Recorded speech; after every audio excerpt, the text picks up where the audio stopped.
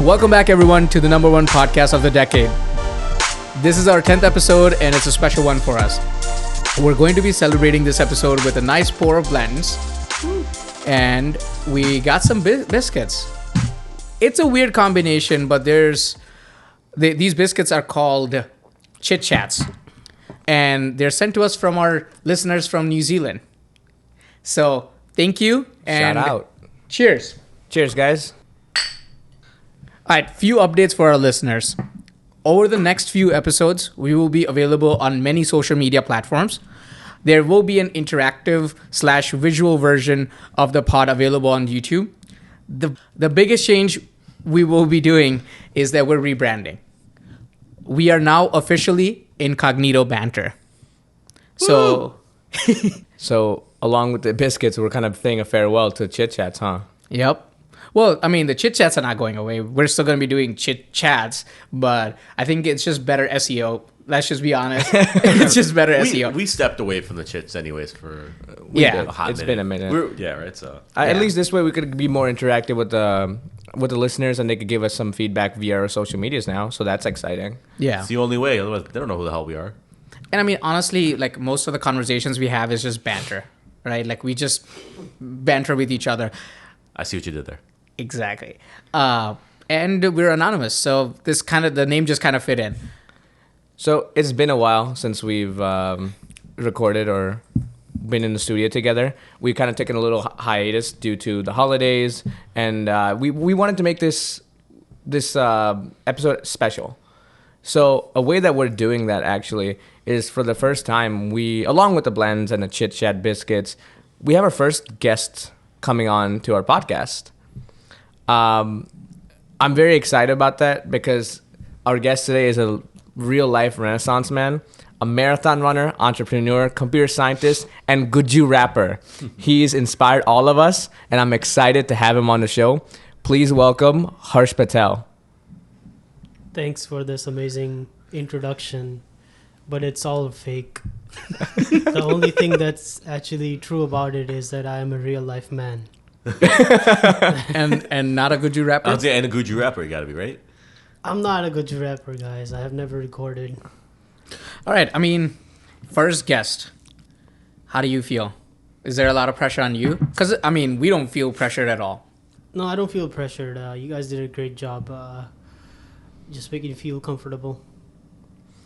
Nice. Yeah, no, I was genuinely kind of nervous reaching out to him and like wondering if like someone would come on our podcast, because even though we are the greatest podcast in the world, for the last decade at least. For the last decade at least, we're still very modest in terms of outreach.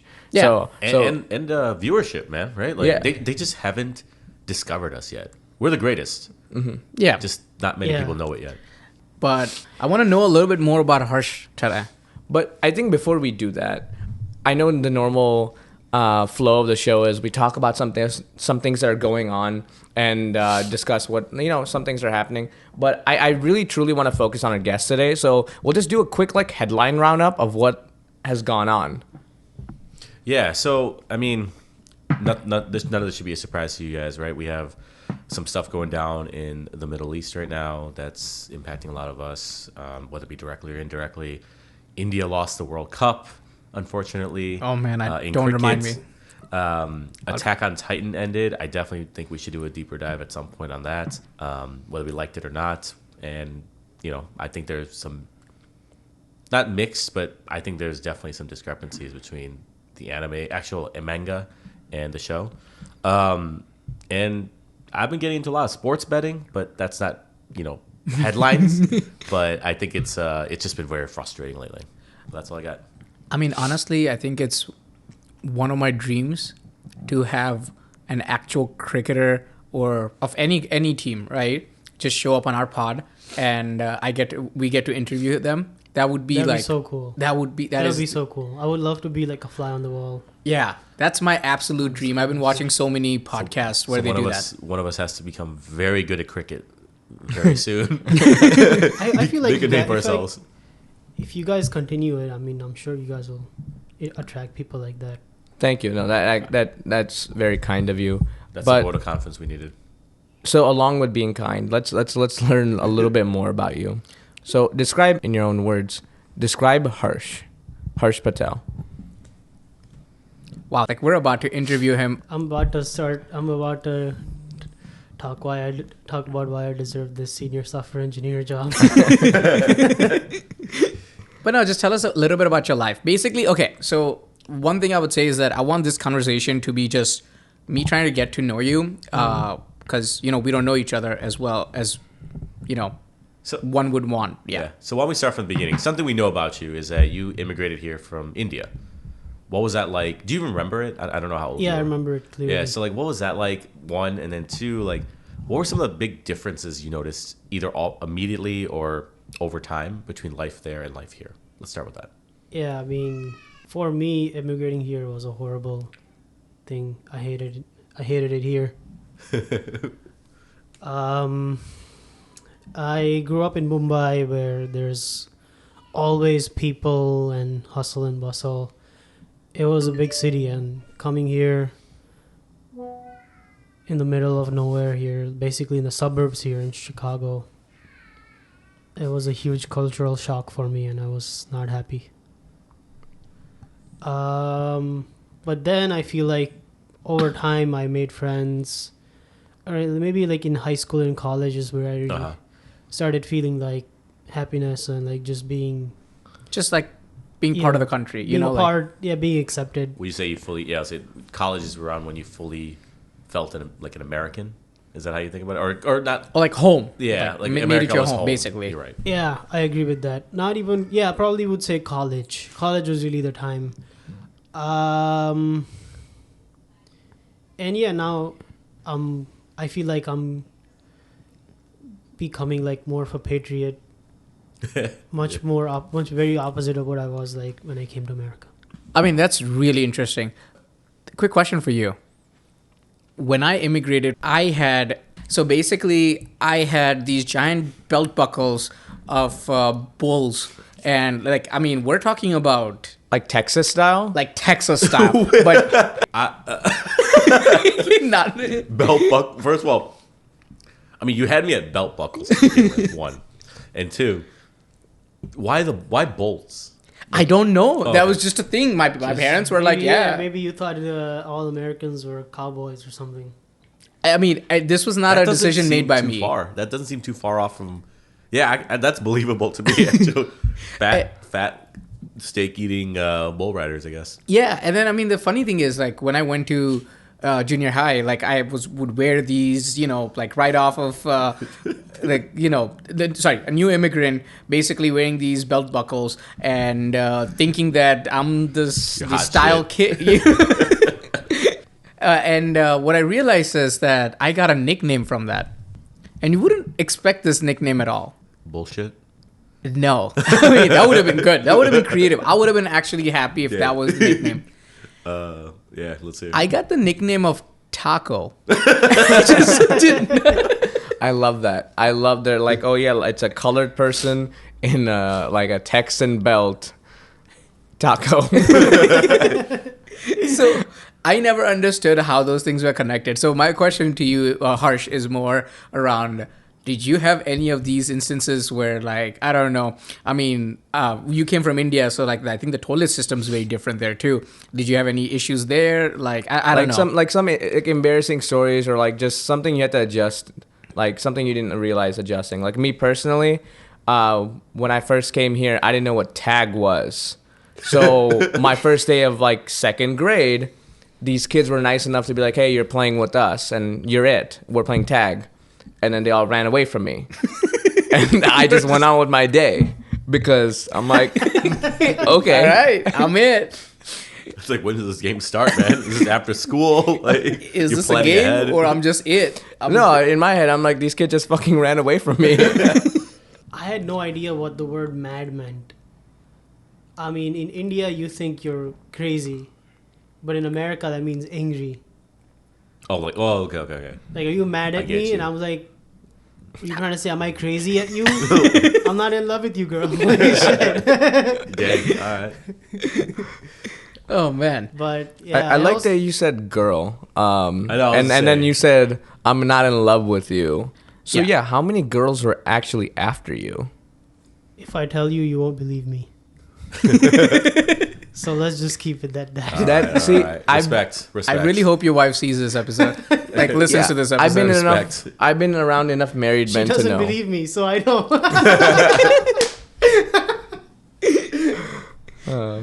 Man. So I know there's been ups and downs with any sort of immigration coming from any country. Yeah. And I've heard multiple stories about kids from India coming and adjusting.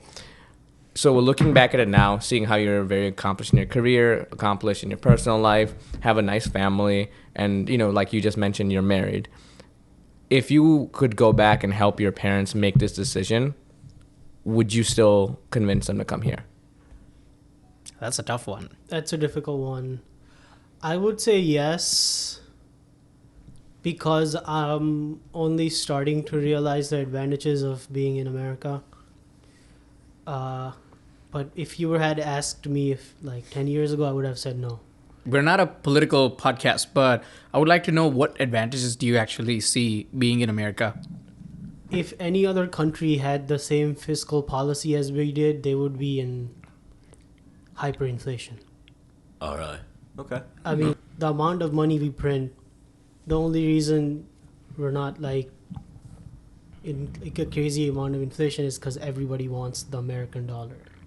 USA. The USA. reserve currency. Yeah. We're the apple of the countries. Right. So yeah, I mean, it's basically the stability, the amount of opportunities that you get because of that, and the ability to really, I mean, just think about it. I don't think Elon Musk would have existed in any other country. I don't think the types of innovations that are happening like in OpenAI or any other place would have existed in any other country, just because of the environment is over here, as you cannot find it anywhere else. Oh, fair. Would you have asked your parents to come here earlier? No. No. Do you think you like came at the right time, and like right now where you are, you feel like you're in a good spot, and it's just the right maturity that happened? Yeah, I think one of the people I sometimes I could listen to in interviews, Robert Kiyosaki, the guy from Rich Dad Poor Dad. Yeah. Wait, so you're saying that you listen to other people outside of us? Yeah. This is breaking my heart right now. We're an hour-long pod. People have 23 other hours, man. That's true. That's true. But I would prefer you just loop us through like for all 23 My hours. one view only counts once though, right? No, it doesn't? Keep listening, bro. Okay. Yeah. What if we like game the system by just making a bot that keeps clicking on your videos? I think there is. I mean, they have those in different countries Like and click things like that. farms Like and click stuff like farms that, and yeah. stuff. Yeah. We don't gotta talk about There was like a whole episode of Silicon Valley around it. Remember? Yo. Silicon Valley has it. I mean, the South. I can say it, but South Park has done it. Right? Like, Yeah. So just doing a quick dive on your Instagram, you've lived a pretty like enriching life. You've traveled the world and you ran a marathon. What's that like? Because I know training for a marathon is like rigorous, especially doing it in such a major city like Chicago. I feel like I credit most of the happy moments of my life to my friends, who are the real ones. I mean, if I didn't have the friends that I had, I would not have like 90% of those good memories. Tell us about your good memories then. Give me some content. Yeah. Yeah, I mean, I would say like some of the best memories have been traveling with the group of friends that I have. Me and my best friend, who was also my college roommate,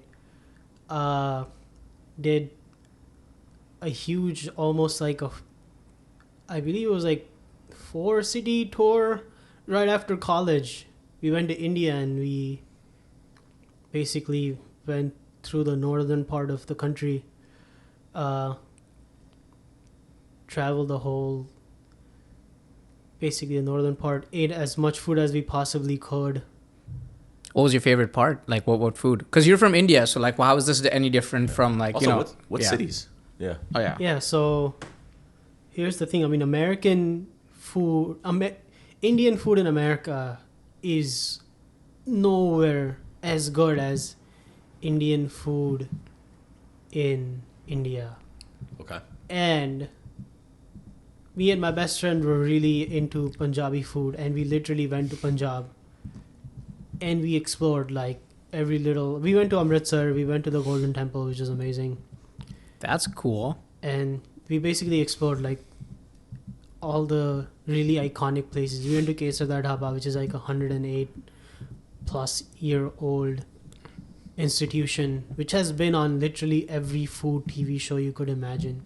Wait, Even- 108 years? Yeah, Yeah. even like Anthony Bourdain goes there, Oh wow. and that was like definitely one of those places where I really wanted to go, and I was able to do that. I feel like I've been able to do a lot of the things that I really wanted to do. So basically, what you're saying is, well, what I gathered from this is that you're essentially a foodie. Is that the kind of content that you consume, mostly food content? Because you mentioned Anthony Bourdain. So I would say I would probably break it down like in terms of my consumption. Lately, I've been watching a lot of random cringe crap on Instagram, which I'm probably lower. I enjoy watching a lot of food content, whether it is on Netflix or Hulu or internet. Mm. I enjoy watching a lot of podcasts on like geopolitics or economics. Yeah, you seem pretty Sometimes well-versed in that. technology. okay, so you mentioned a bunch of like content that you consume. I know that you recently went through a life event. I think that's what they call it at work, right? A Yeah. life event. A life event. Yeah, You got married. yeah. So how's that been? It's been great. I love being married. It's a good time. I like. I You enjoy being married, of course. I mean, Yeah. as most of us do here, right? How was the planning process for the wedding? Because I know like Indian weddings are intense. You did get Indian, had an Indian wedding, right? yeah. Big fat Indian wedding. Yep. It was probably like a medium sized, but yeah, it was good. How many people? We probably had like 200 to 250 people. Wow. Wow, that is big fat, I think. Yeah. Yeah. So okay, the planning process. So me and my wife, we actually first we had an Indian style engagement, and that was a really good event. Actually, a lot of people that could not make it to the wedding came. Even people from India and from England and other parts of the world actually came for the engagement, which was really cool. A lot of them were not available for the wedding. Damn, Mr. Worldwide Yeah, getting. I was gonna say. Yeah. For an engagement, that's wild. Oh, okay. So, big fat Indian wedding and a big fat Indian engagement, right? Yeah. So, break down an Indian wedding. How many events did you guys have? What did like? Because I've been to a couple of Indian weddings myself, but I've heard that like India has a bunch of cultures and everyone does their stuff differently. So one of my friend, like I think he was marrying a South Indian girl, and I couldn't attend the whole wedding, but I only attended a part of it, and it was beautiful, the parts that I was in. So how was yours? Like we had like I think I was like there was a ceremony full of just dancing and basically eating food. I didn't see any other purpose to it. My wife and mine. My wife. Sorry. What was that? My wife. My My wife. wife. What is this, Borat? Our main goal was to have as much fun as possible at the wedding. So we had two separate events for Mehndi. Mehndi is basically where it's basically just like a small little mini party that you have. Invite people, the women of the family. They put henna tattoos, and the guys and the kids drink and chill out. The kids don't drink. I love how Yeah, that I love how that's like a thing across all cultures when the guys just hang out. You know what they say, right? They say that the wedding is a surprise party for the groom. Was it a surprise No, for you? it wasn't. No, I actually planned everything with my wife, so it was Oh. not a surprise for me. I thought he you were was gonna end it Yeah. everything. I planned everything, and I was I gonna be can't. like, I can't. I don't have the design sensibility that she has, so she has to do a lot of that stuff. I mean, you wouldn't be able to go back home, man. You would have to stay at the studio. So after that, we had a haldi ceremony, which is you basically, basically have like everyone puts like turmeric on you and that whole thing, and then we like had the wedding. the spice. Yeah, you make like a paste out of it, and then you. Is there like health benefits to Bro, it, or like it's a it'll superfood. You can do whatever you want with it. Yeah, even kidding. turmeric is like, yeah, this is new. Eat it, breathe it, put on your skin. yeah. I'm learning new Take things. shots. My wife does turmeric shots. Take shots. Snort it. Oh no, I've actually tried one of those, like with the cayenne pepper. It Yep. fucked up my throat. I went Oh. right back to drinking whiskey. yeah. It's it really fucks with your throat, but But that's because of the ginger in there. The ginger really what fucks you up. Turmeric is like, it's harsh, but like, get it? yeah. Hey, say what you want. Whiskey has never done to me what that turmeric shot has. That reminds me, if you ever end up in Budapest, there's a gingery flavored drink called 2B60, which I would highly recommend. 2B60, okay. Okay, what's it like made out of, or like what made you recommend it? Also, what were you doing in Budapest? Tell us that. As I remember, as I was saying, some of the best memories are with my friends.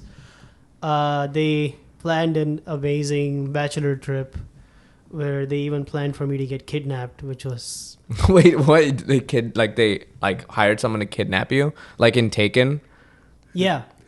Yeah. Oh my God, okay, I don't think Two gunmen showed up with like full mask and military outfits, and they pretended that we were part of a civil war, and I was like the what are those people that get kidnapped? Hostages? Hostage. Yes, Yeah. I was a Oh, hostage. I was very confused. I'm like, who are the designed people, designated people? Sometimes I can't put my words. Oh, yeah, no, That's- it's the same. that's totally Yeah. fine. We're all the same. That's why we have editing software.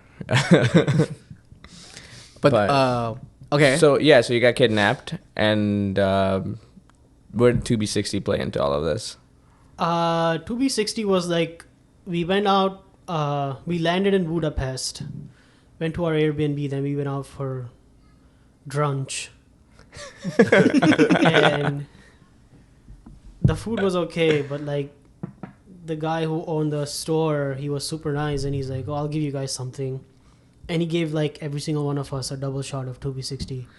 And I have to say, the food was really okay because it didn't taste bad or taste great, even though I was drunk as soon as I drank that thing. So do you drink a lot? Like would this be something that affects like a seasonal drinker?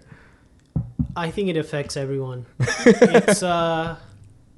It's magical. Really, there's no other way to describe it. Magical. All right. It's a magical experience. It feels like you're drinking for the first time, because you will get drunk.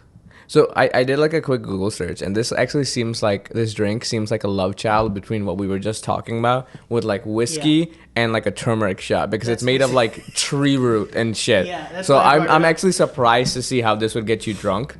Unfortunately, closest store that sells this in Texas.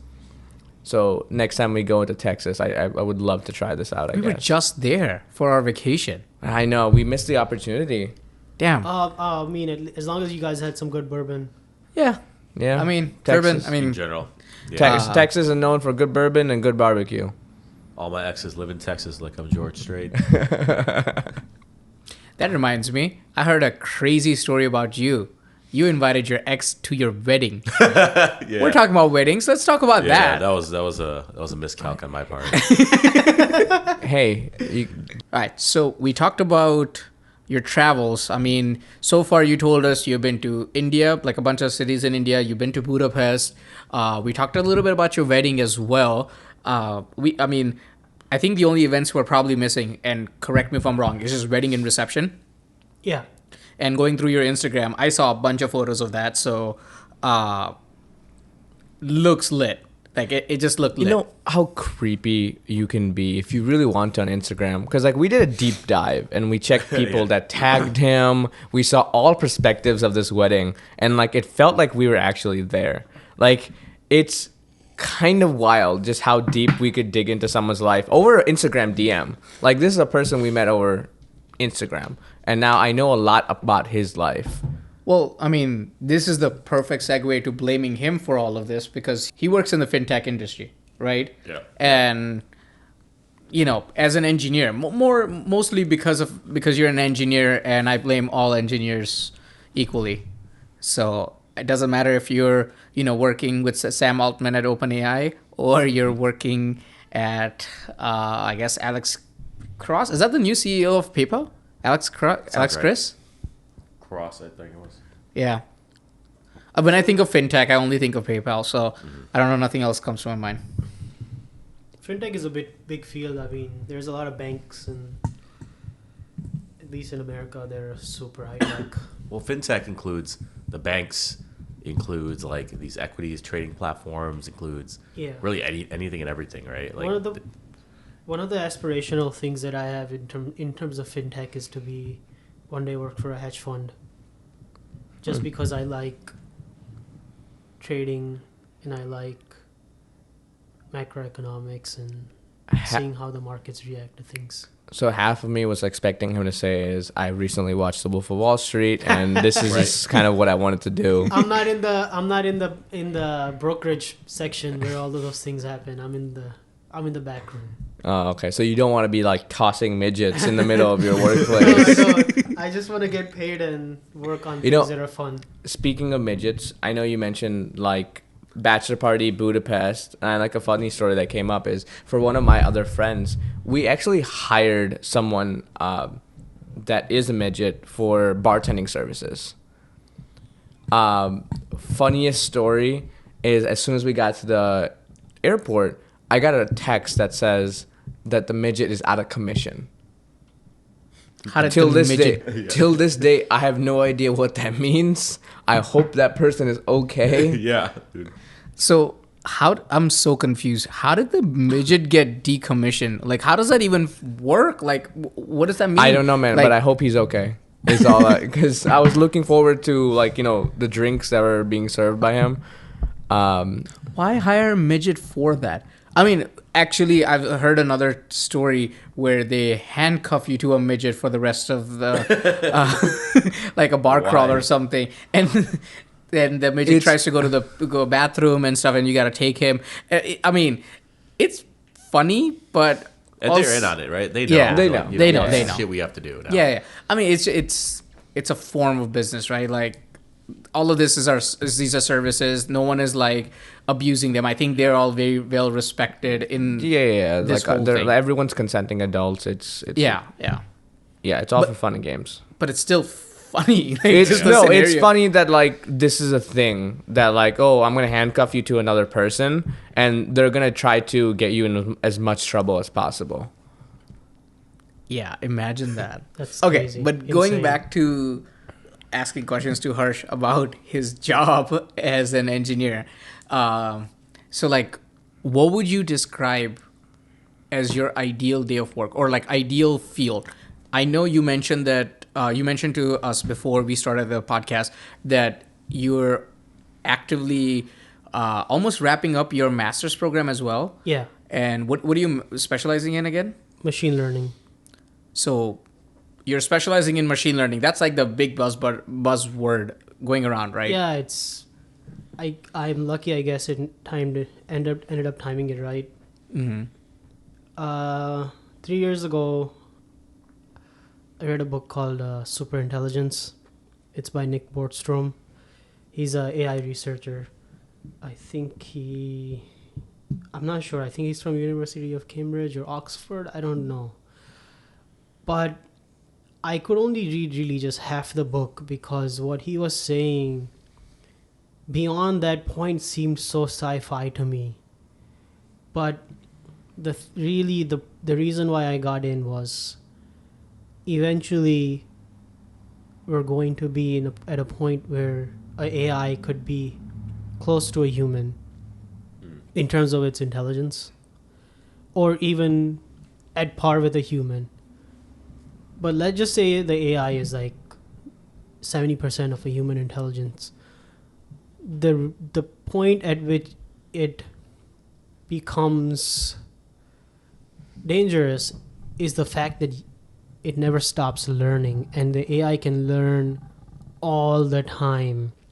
And I mean, it can be consistent and exponential at the same time, right? At the minimum, it can be consistent, and at the maximum, it could grow exponentially. The potential for it to learn. Yeah, exactly. Versus a human kind of, starts going down at a certain point. So that was really the reason. I mean, that really gave me a sense of urgency because, I really believe that singularity is near, and singularity is basically when AI is at par with human intelligence, and I just wanted to be in the field when that happened. Okay. And be able to understand it a little, or maybe take advantage of the situation and be in the good graces of the AI that eventually will take over. Be an ally. Yeah. Be an ally. We think it's funny, but I think it's going to happen. It's like the Matrix, right? Yeah. But do you think that AI has already taken over and we're already in a simulation planning to get, another AI started so it could take over and it could be like a nested infinite loop? I don't know. Sometimes I just never know. Like a version of the Matrix is what you're saying. Basically. But I mean, Matrix didn't have like another AI taking over the internals, right? What do you mean internals here? So I'm saying like. So are you saying that the AI in this scenario is farming us for ideas and creativity so that we could create something that could help improve it or even replace it for something better? No, that's not what I'm saying. But that's a good, cool subject. What I was saying is, let's say that we're already in a simulation, and inside the simulation, we're training the next, like we are creating this AI which can eventually take over and start a simulation of its own, and that it's like that nested. Rick and Morty. What was it? Sorry. That's Rick and Morty. They did that in there. That's what I'm saying. Not the Matrix. It was Rick and Morty. Yeah, they did like their own version of like Somalian pirates that were after Rick, and they did like a nesting simulation bit that they had where they kept on going deeper into a simulation. We got to talk more about Rick and Morty. It's such a cool show with just like lots of sci-fi, lots of pop reference, like pop culture references, and yeah, it's great. But and that Szechuan sauce was actually really good. It was a good Szechuan sauce, man. They make Szechuan sauce? No, so apparently in 2000s when the Mulan animated movie was coming out, McDonald's had this promotion with their Happy Meals where they came up with like this Szechuan sauce. And in the movie, in the show, they somehow mention that like, they're inside Rick's mind. And on this mission, he stops by a McDonald's drive-thru and he's like, it's my own mind. I could do whatever I want. And he's like, I want 2 fries and like double order of the Szechuan sauce. And everyone's like, what are you talking about? So he takes time to explain it. And he's like, are you really waiting while your brain deteriorates to do this bit? And he's like, the Szechuan sauce was so delicious. And because of that, everyone wanted to try the Szechuan sauce. So McDonald's had to bring it back. The power of pop culture, man. It's kind of insane. Yeah.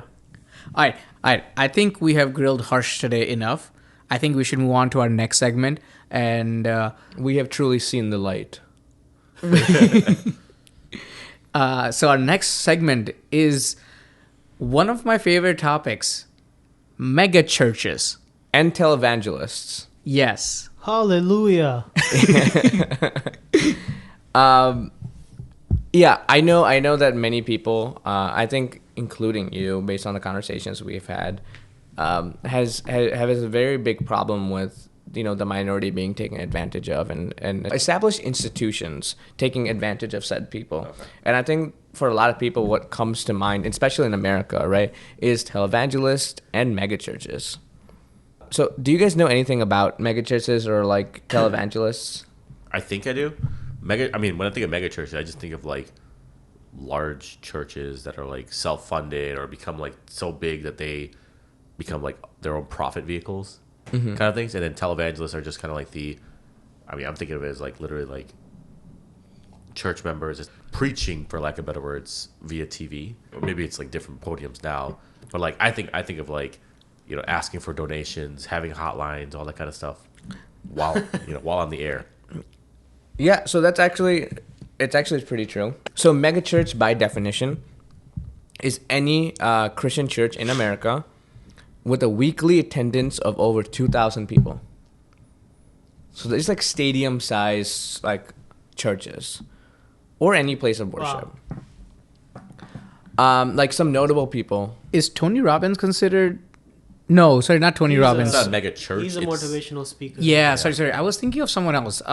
he's not mega. Joel he's Osteen. Joel Osteen is the one I Yeah, was so thinking Joel of. Yeah. Osteen is... he the guy that goes, why? Why? I think he's young. I think he's pretty young. Yeah, he's one of the younger ones. Joel Osteen is someone that operates a mega church. Some of the famous people that work in mega churches are Joel Osteen, Kenneth Copeland, Gloria Copeland, Robert Tilton, Oral Roberts, and someone... Isn't that a school? No, and then get this, someone by the name of Sir Flo Dollar. Now Flo that's the Dollar? church I'm going to. Yo.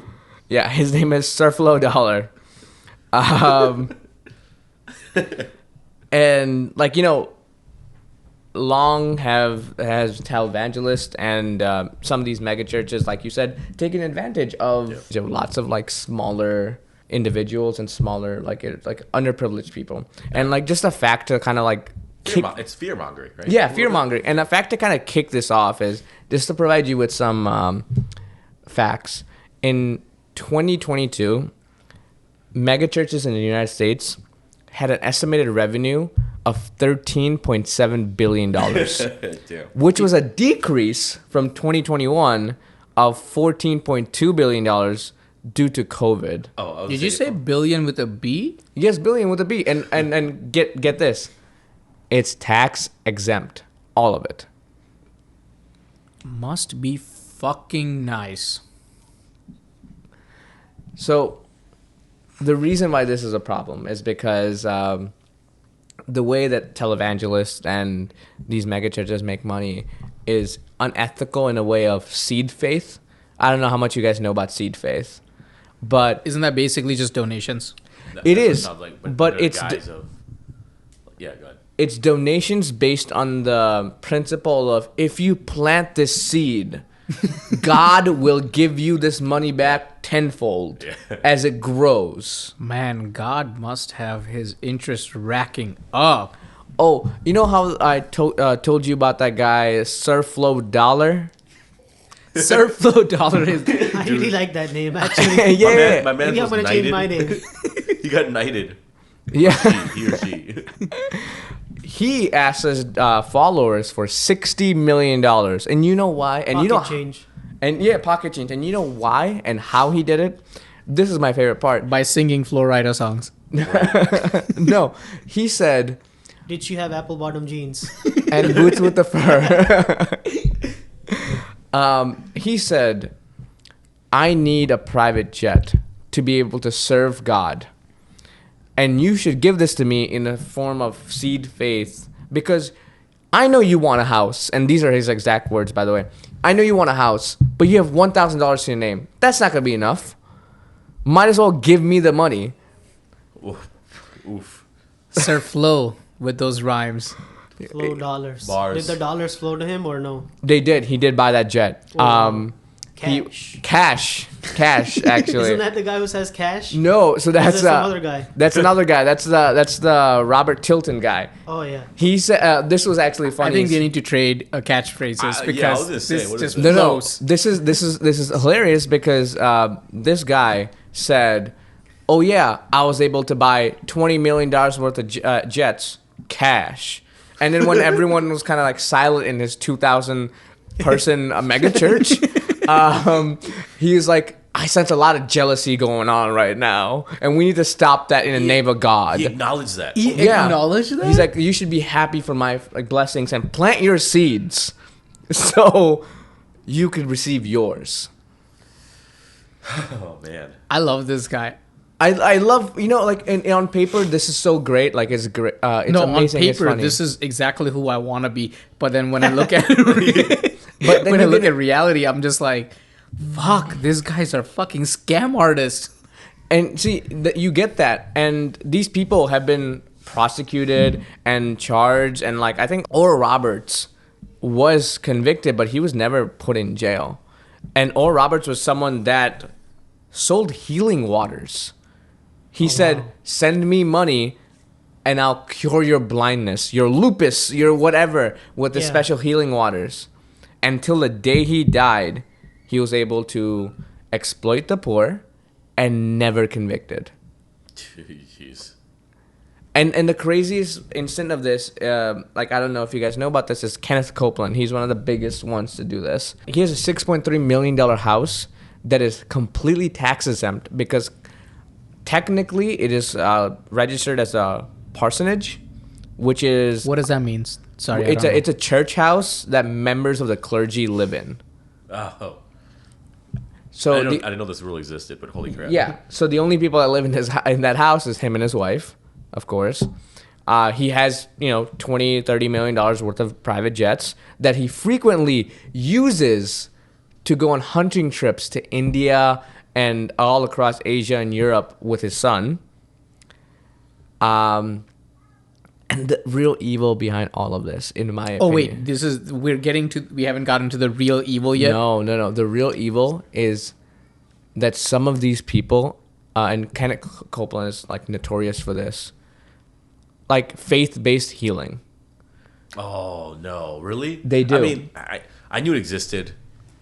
And It's like those videos. I don't know if you've seen those videos from India, where they have this one person, and I think they hire actors to act like they're having like a seizure or something, and then this guy's like, in the name of Jesus Christ, I heal you, and then the person is like, oh, I can walk again. Oh my gosh. Not only that, right? Those are the people who are like, if I'm meant to live, God will find a way. oh yeah, no, and they say that like a great example.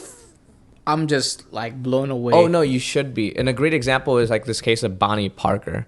This is a woman that had terminal cancer that could have been prevented. So she went to get chemo. No, she was in Kenneth Copeland's church, and his letters and his subscription service pretty much was like, donate more, do this, God will heal you. And like she would call, rack up those minutes, and they would explicitly said, they're like, hey, just give us this money, plant that seed, God will return it tenfold.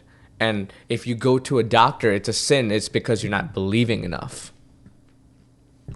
Yeah, don't give them your money. Give it to Yeah. us. What are you gonna do with $10,000 when you're dead?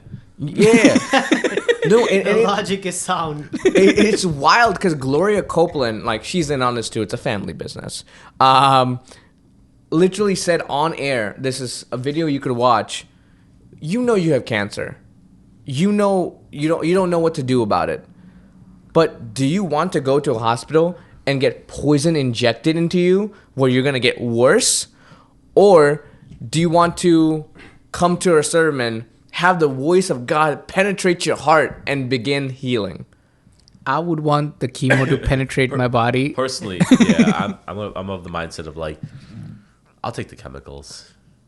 I'll take the You know poison. what? Make me weak. With the off chance of me surviving. I'll take a double. Yeah. But yeah, man, these people like tax exemptions, private jets, hunting trips, a house that they don't have to pay taxes in, and like just this 2022, $13.7 billion not taxed, Dude. coming out of the pockets of the poor. I know we talked a lot about like in a previous episode, like the auto strikes and like workers' wages and like all of these things. Like, you know what people could do, like taxpayers can do if these I'm gonna go off on a limb and say scams were taxed correctly. I mean, regardless, like, I don't think that's like a good logic, just because I feel like if somebody's using religion to... so religion's such a touchy subject in general, where if you deny someone, especially with one of the basic ideologies of this country being religious freedom, right? And if you shit on somebody based on what they believe in and their practices, and be like, you're telling, and the other thing is telling people what to do with their money, right? And so you're like, listen, I believe So I'm going to give that $1,000 to this church in the off chance this works. So I 100% agree with all of that, right? Religious freedom is very important and should be protected at all costs. But the reason I, believe this or say these things is, I don't know if you guys have seen the John Oliver episode, or John Oliver back in its early days. He made a mega church because his show qualified for one. Tax exemption and all of it. He made a fake mega church and he registered it in the state of Texas. His show is shot in New York. He's never been to Texas or never been affiliated with it. Well, I mean, he was trying to prove a point. I don't think he's right. And he brought up some facts where only 1 or 2 mega churches were ever audited out of hundreds and thousands. By the IRS? By the IRS, because there's such vague rules. Well, the IRS doesn't really like to audit and I think that's the thing. Entities that are more complex. They like to audit people that are I disagree. As someone in the finance accounting field, they do audit, and there's some certain governing bodies that do audit and keep track of these things. It just when it comes to, I believe, in certain touchy subjects like religion, where they could have stricter rules. Well, tax audits are different. I think he's right about that. Corporations always get audited for their taxes as well as their financials, right? Because the investing public is there, and there's always somebody else who's going to yell at you, right? The people who are going to turn around and yell at the church here are the people donating, right? And they're like, well, I didn't. The message is I didn't give enough. I didn't give enough. I didn't plant a large enough seed for this to work, right? So they've corrupted mind, and people have done a lot less and suffered a lot more. I mean, I've seen some documentaries on Netflix about some of these things, and it's just wild. What is it like? The Wild County. Well, right? that was one thing, but it was Keep Sweet something, and it's about some sect of the Mormon of the Church of Mormon or whatever it's called, right? The Mormon Church, and some of the stuff that they were talking about were ridiculous, and to this day, not much has happened as a result of this, and it's documented. We have people saying this stuff. Scientology, same thing, right? People said some of the stuff, but it's just not going to happen. But right? Just FYI, just conclusion. What do you call it? Bonnie Parker did end up passing in debt, and these things were brought up by her daughter, and everything was recorded in Bonnie Parker's diary of pretty much harassment when she wasn't donating enough in enough intervals and all of these things, and that's why this kind of got brought up. That's just crazy. Honestly, I don't know. I don't even know what to say, because I personally am of the type of person who goes to the extreme end when I see things like this, and I would want to say something like, I think all mega churches are evil and we should not be I think there needs to be something, there to govern them better or stop them. But I also understand the other side, that it does provide hope and guides people to do good in the world. Yeah, right? No, I totally agree. I'm not going to go say that all megachurches are evil, right? I do think that some televangelists and megachurch leaders, or actually I'm going to take a liberty to say most of them are, but they also do good. Do I think Joel Austin should have closed down the doors to his megachurch when there was a storm happening in Texas that was affecting the lives of other people? Fuck no. Fuck no. Right? But do I think that listening to his videos helps some people get through their day? Actually, my own mom, she used to listen to Joel Austin videos all the time. And she felt like, she was helping him. I think people who sometimes find fate and sanity in watching these religious videos and things like that. But did she ever donate? No, I would never let her. Not when I'm around. Dude, you'd be surprised. A lot of people at some point in their lives need something like this. And I get it that it's exploitative or whatever the word is, but as long as you feel good about it, that's really what it comes down to, right? Yeah. And I did some basic math. I know this is not 100% accurate, but the reason why I was so enraged by all of this is just looking at the numbers, right? If these were not tax exempt, these 200 weekly member churches or whatever, mega churches, with the revenue of, the fucking $13.7 billion. A regular C Corp pays 21% in tax. They don't end up doing it because there's so many exemptions and so many deductions or whatnot. But even after all of that, they would still end up paying about $1.47 billion in taxes a year. These mega churches. It would take $626 million to fix Flint, Michigan. To fix the drinking water. Yeah. Like the infrastructure, all of these, going back to the government itself, like the amount of problems and lives that could be made better if these things were made accurate. But see, you can't compare those two in my eyes. There's a lot of stuff too, because the government, there's a whole thing about how like the government on average for like the war in Ukraine spends like $6, $7, $8 billion, and there's all this talk about like, are they doing anything? Yeah, government spending, yes, but like, do I think that 10%, even if 10% of this, $1.47 billion were going to help people, I think it would go a long way. Oh yeah, if you could take that money, and there's a basic premise of why people don't want us to pay taxes. One, obviously, being it's more money coming out of your pocket, but two is like you don't know where it's going, right? To get an extra couple $1 billion in tax revenue, you don't know what's going to help the water situation in Flint, Michigan. You don't know if it's going to go to help build better infrastructure in places right? It's a stretch, and I prefaced that before, but it's still $1.47 billion that's being, I guess, worst case scenario, not being put on the taxpayer. I guess, it would be a drop in the ocean for the taxpayer. In my mind, I'm like, even if we eat the cost of this, right? $300 million. That's an extra $4. Can you spot me? I'm a 300. Sorry, 300 million people. Oh, sorry, I'm like people. That's yeah. $4 for each of us. Right? I'm a little short on this. Okay, well, let's wrap this up. Harsh, what do you think of mega churches? What are your thoughts? What are your thoughts on this? See, the thing is, I feel like I don't want them to stop just because I don't want one or two bad apples to take away a lot of the freedoms that other religious institutions have. But I think that the only way to really fight this is through education and to educating the public and telling them what's out there, opening their minds to different ideas. I think having a open-minded public is really the best thing we can do. But that's the issue, right? That's literally the issue at hand, because it's hard to get people to believe the open mind. But I understand what your thoughts are. You ask for systematic change. I think we should have a deep-rooted change, because I do like the idea of freedom of religion. I think that's very important.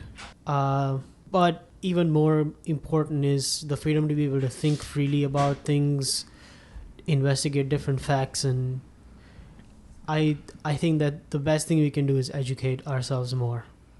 No, I totally agree. The best thing is, but in order to protect the people, I do believe that in order to protect the people that are less educated or that are easily exploitable, we do have to come up with some things.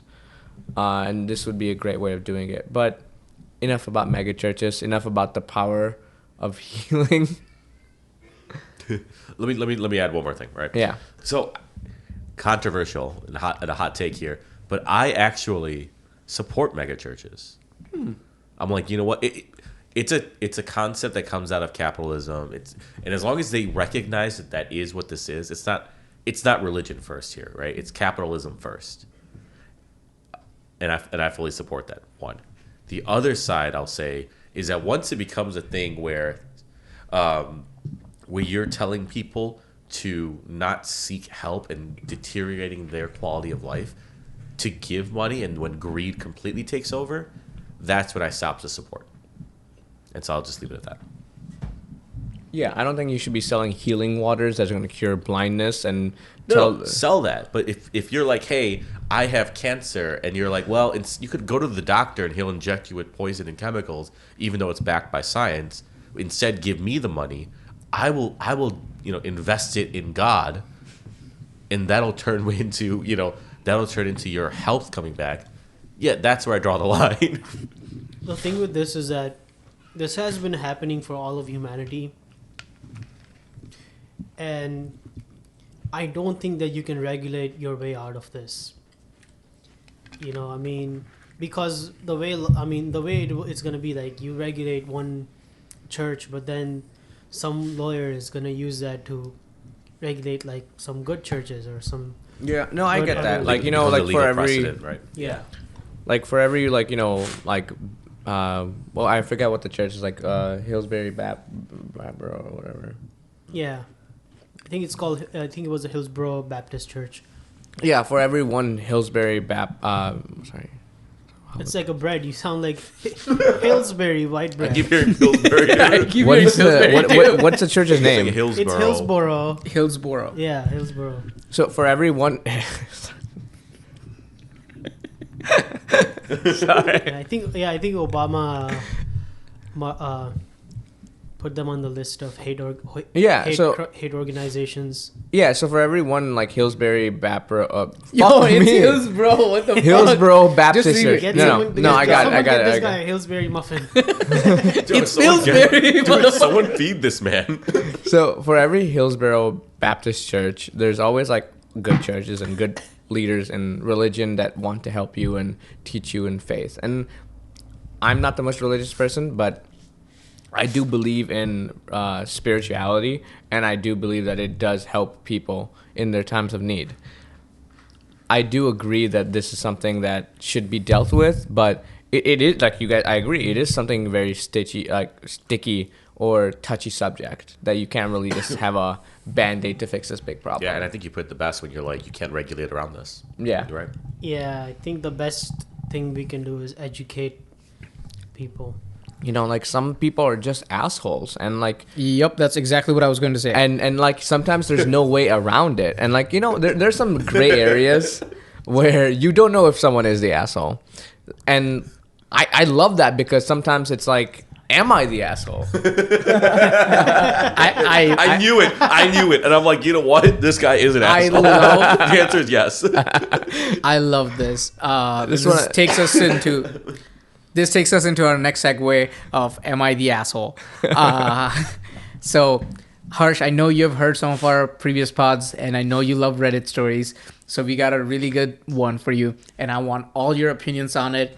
And I want you to, like, you've been very, introspective and calm and reserved and listening, but now I want you to have your inner... inner Like Cardi B. Cardi B Get unhinged. Yeah, I would unhinged is I the would word. like you to channel Cardi B, because that's the best way I could like. Yeah, I think basically the unhinged version of yourself, because this one is a little bit of a doozy. Let's Little hear bit. it. Little bit. Okay. Let's do it. So it's a little long, so I took the liberty of editing this down. So let's get started. I, 18 female, have apparently been dating my best friend, 19 male, for an entire year, but didn't know until today that I was dating him. Excuse me. Why does this sound familiar? I've known him for 5 years. Different classes and courses, but the same friends group. Over time, he has genuinely become one of my best people I know and is getting better every day. I can't lie and say he's now my type. Nerdy, charming, sweet, funny, flirty, with the right amount of awkward. He comes pick me up from classes. He plays hockey without being a douchebag to the skaters. I don't know. Is that a thing? Like, Yeah, no, hockey is a very players are aggressive- like yeah, really it's a very douchebags to aggressive- skaters. Because they occupy the same space typically. Yeah, hockey is a very aggressive sport. Okay, I did not know this. And most importantly, gets treats for my cat. Multiple strangers have mistaken us for a couple. Even close people like our friends, professors, and worst of all, my family. He's kind of perfect, but I've never thought of putting the moves on him. He's never shown the romantic interest in me. We're friends, nothing more. Or that's what I thought. Uh-oh. Damn, if he Uh-oh. supports whiskers.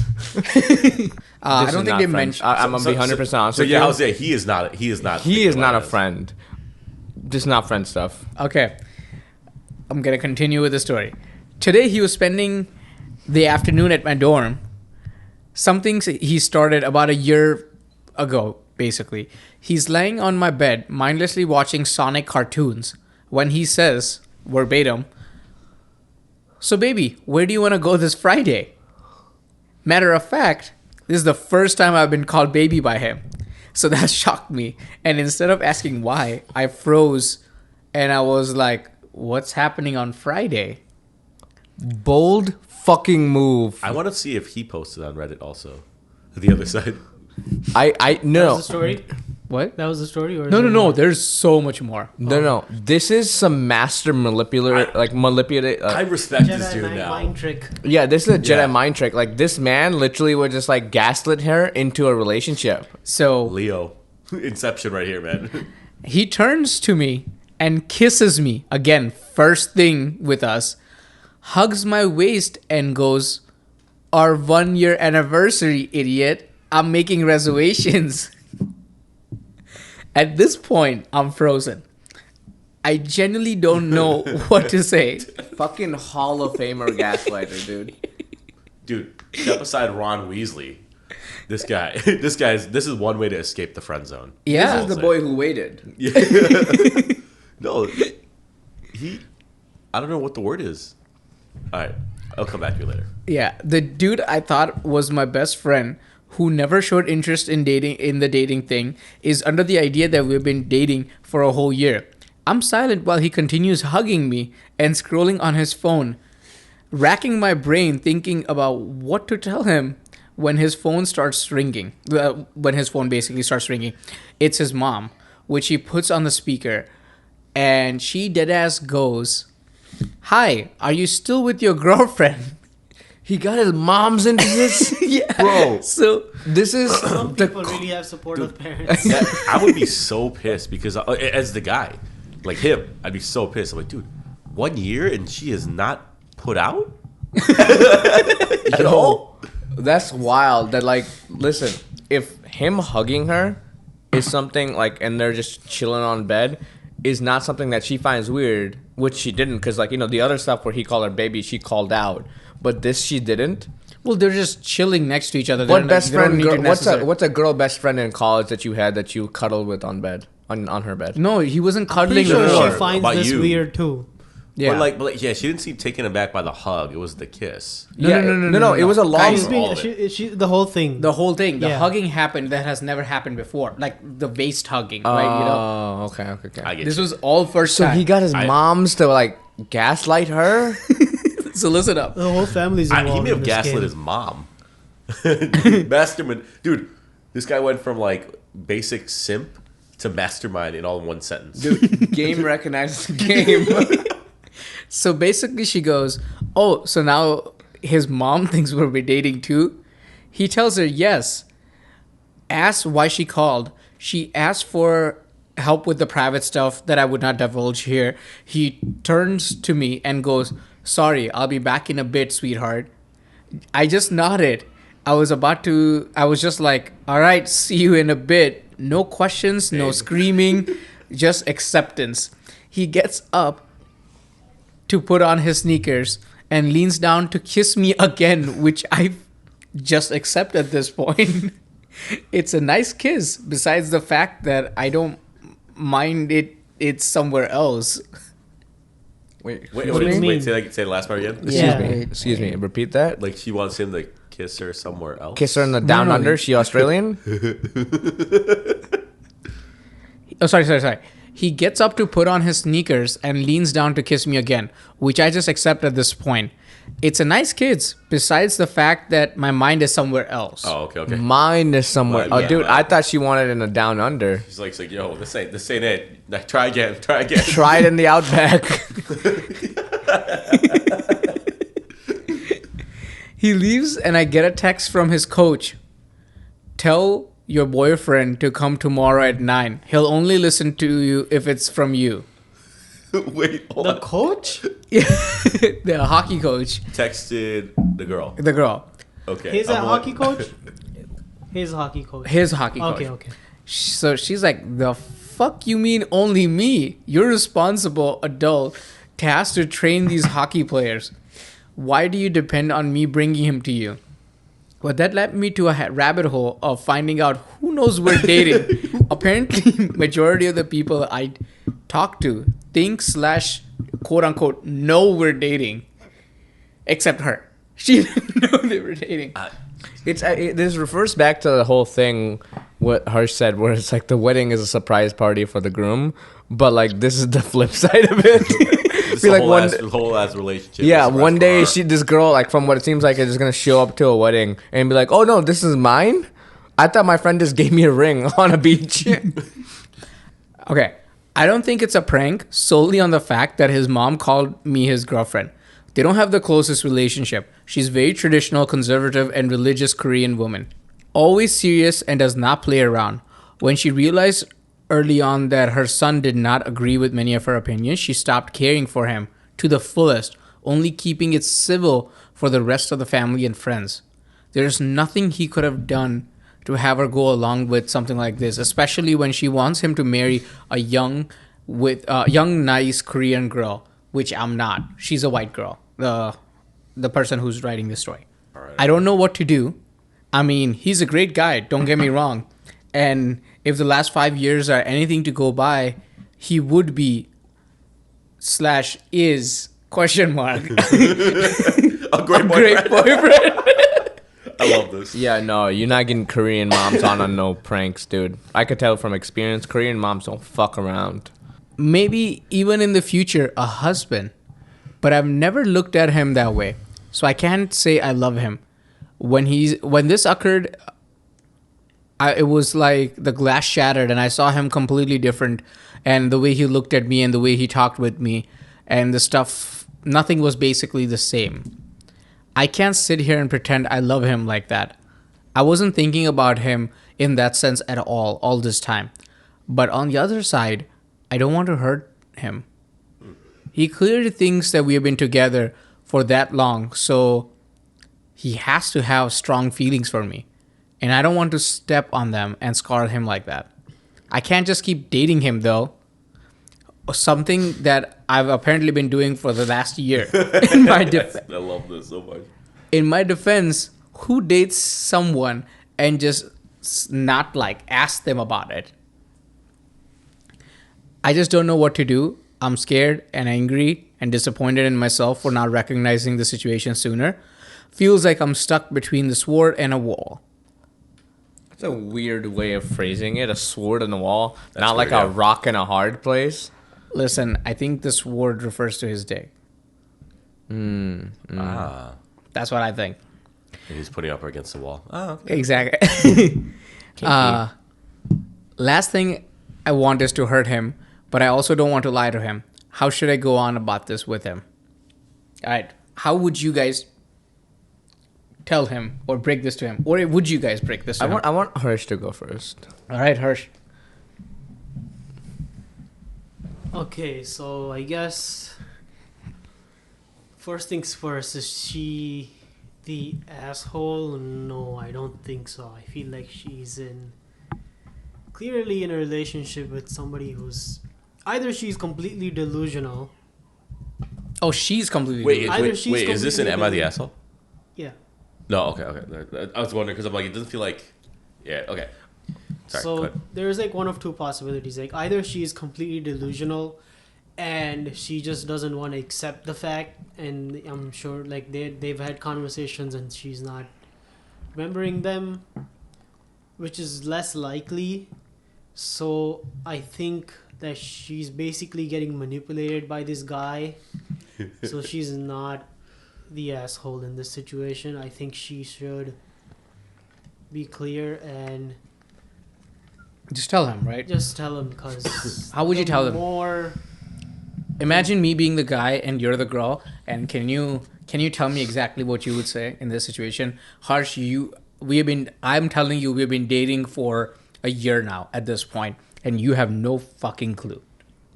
And your wife doesn't know either. Like by the his way. name is Duyun. Like, imagine his name is Duyun. He is your best friend for the past 5 years.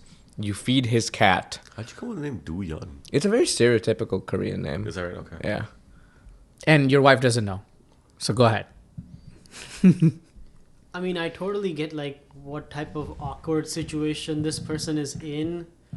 This is a difficult conversation to have. I feel like I would just I don't know. I mean, I guess you just kind of have to tell them that you're Delulu. You're Delulu, my friend. Delulu. We've not been dating, and this isn't happening. And get lost. But if you want to play your ace card, you can tell literally everyone in your family and everyone that you know that he's your brother, and reverse Uno on this guy.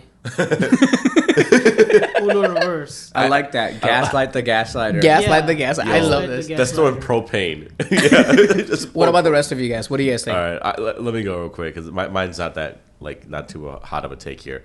To be sensible here, she's in an interesting situation, a position here right now.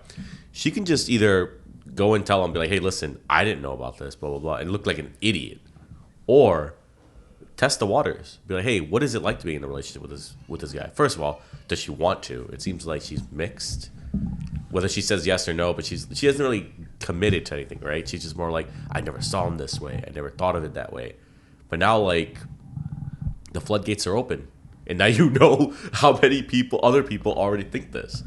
And if it doesn't work out, break up. Yeah, I can't do that. Sorry. That's Like- just not. That's, Like, no, clearly this is not a physical relationship. No, this is not an option for me. I will not be gaslit like this. For 5 years into a relationship, I will Well, not not, be It was not gaslit. 1 5 year. years. It's 1 year. It's The 1 year. relationship is 1 year. what- They've just been friends for 5 years. I will not be I- gaslit yeah. like this. I feel like going into no. a relationship like this can backfire real bad because you don't know what type of crazy thing this person has done behind your back. Not even that. Like, I will not be gaslit. I will not. This is not it. I'm sorry. So- I will be very like. I'll just be. I'll fuck another guy if I was this girl. Well, the whole thing is, I don't think... To prove a point. To prove a point. I will say this. So you would fuck another guy? If I was this girl, yes. Okay. I said that the first time too. I don't know, man. I don't know. One thing I would say is, do you guys think the story is over?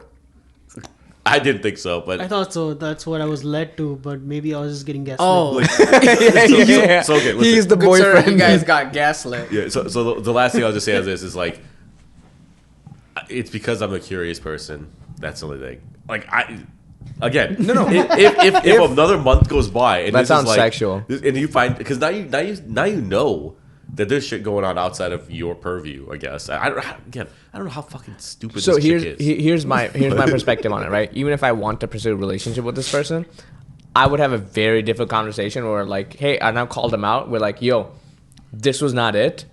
I'm not gonna get gaslit into a relationship by your manipulative ass shit. What the fuck? Have you guys heard And of if left I turns? don't, Well, if I don't, then Well, I'll fuck another dude if I was the whole a thing is, girl. I think we're missing another. It just keep funny. I keep fixing it, and you say I'm gonna go fuck another dude right now, right now.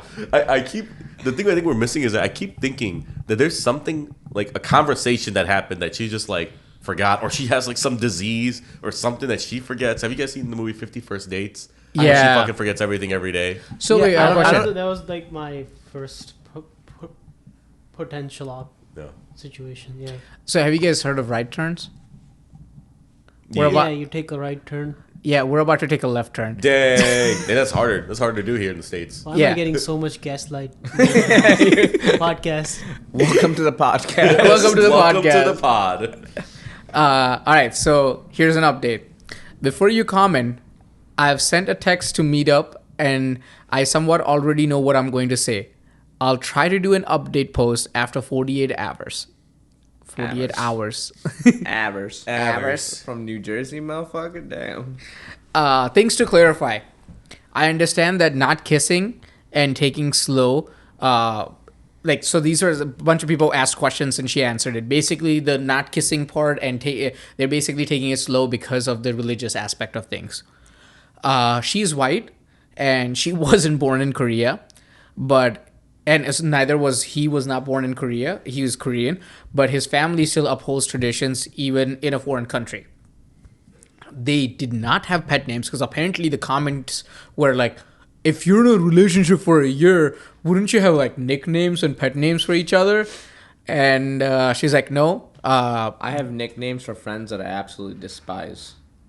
A nickname for people I've just met. It's like stinky toes. I think that's very common in an immigrant culture where you are known for your most prominent physical feature. If you're bald, then you're the bald guy. If you're fat, then you're the fat guy. So apparently they did not have any pet names because there was no relationship. So now here comes the proper update. Turns out he's just dumb and sad, or maybe crazy and psychotic. I did give him too much credit and benefit of the doubt. I read a lot of comments and messages that were sent to me privately on what I should do. Now, to be honest, I don't remember much because I wanted to cry from the moment he started talking. Also, I was quiet and only spoke very little because I did not want to make this scene, wanted to become a bigger scene than it already was. I just let him talk for a few hours and then dipped. Towards the end, he was shouting and unpredictable, and people were looking, and I just wanted to go home. So here's what happened. I decided that we should meet up in a public space. Before his practice, I sent him a text and asked if he wanted to meet up at a coffee shop we both already knew. He called and said yes. And, "You sound serious. Should I be worried?" To which I said, "Honestly, yes." Yes, you should. Absolutely be worried. Go white girl. Go white girl.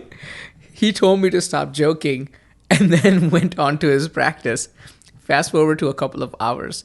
I'm sitting there and he comes in, sits in front of me, and thanks me for the food I ordered for him.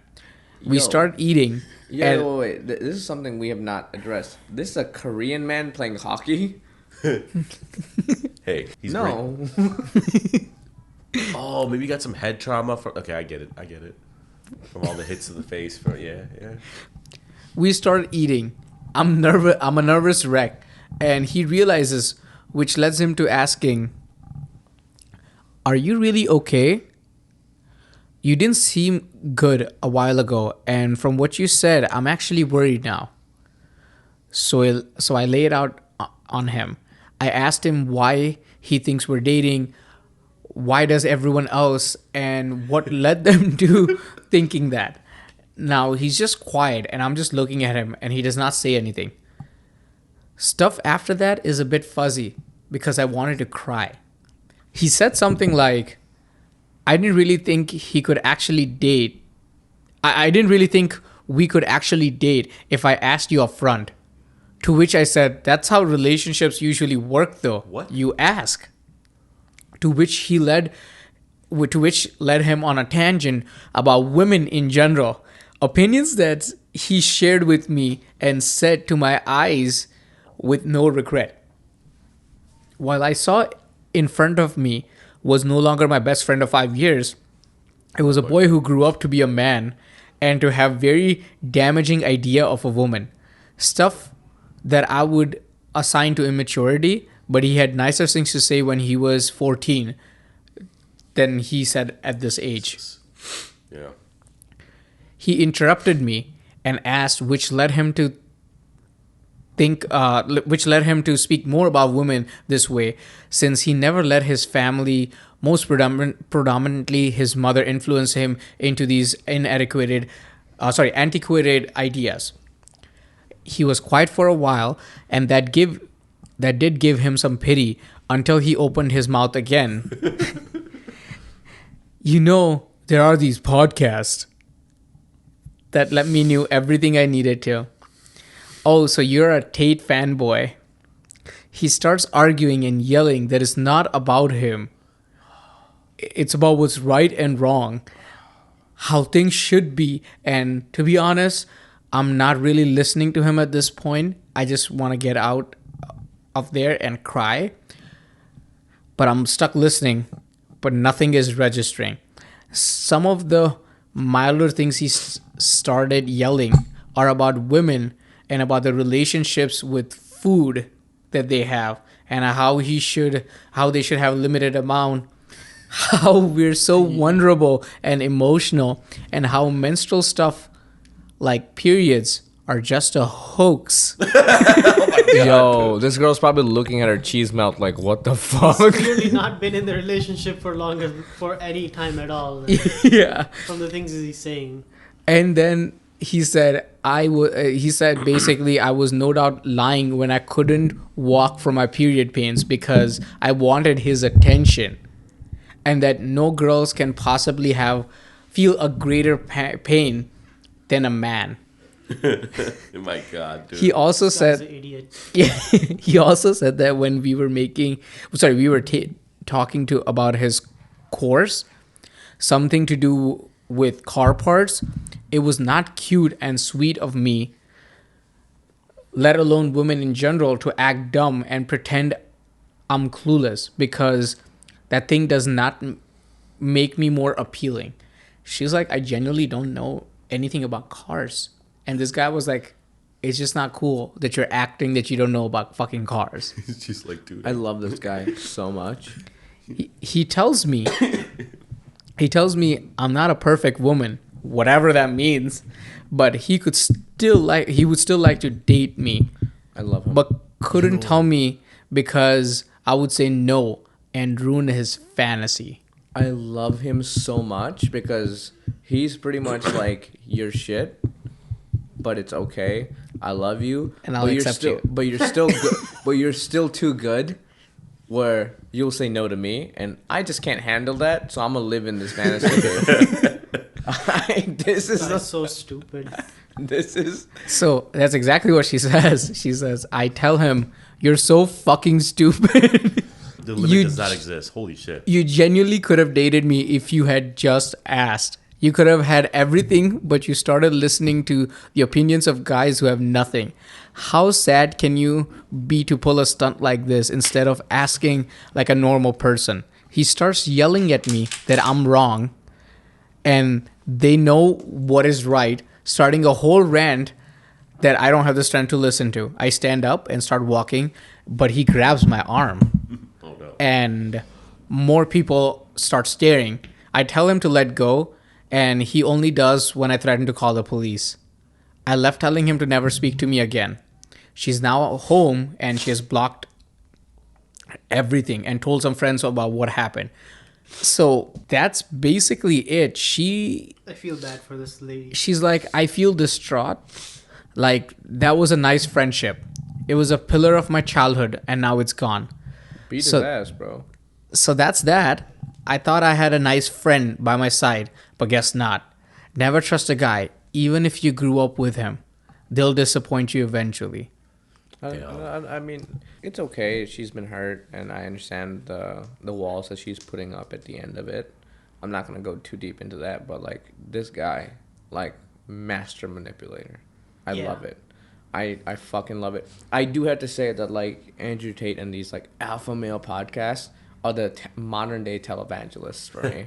It is. Yeah. That's why it fits I so agree properly with with that. this. Yeah. And I will say, right, like, with this guy, like, clearly there's some mental health stuff here at play, where probably throughout the time he's like, listen, like we're really close friends. I'm clearly attracted to this girl.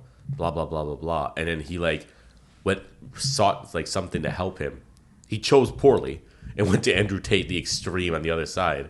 And it's like, hey, don't forget, she is property, and you have to claim what's yours.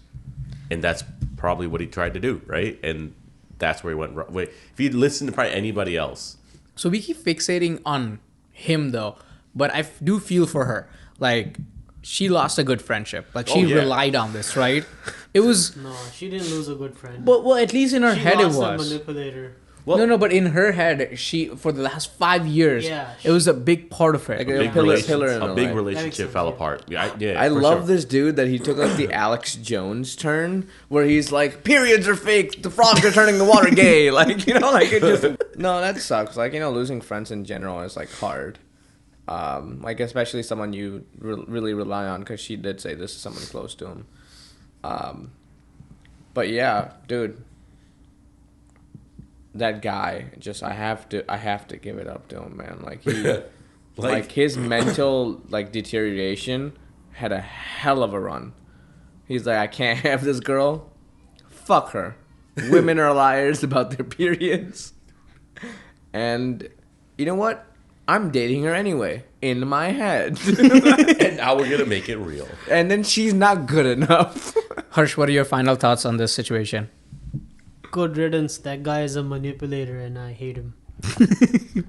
Yeah, I'll say the same thing. Like, I'm glad my comment didn't age well, and yeah, I'm glad she reached out. I was like, hey, like, what the fuck?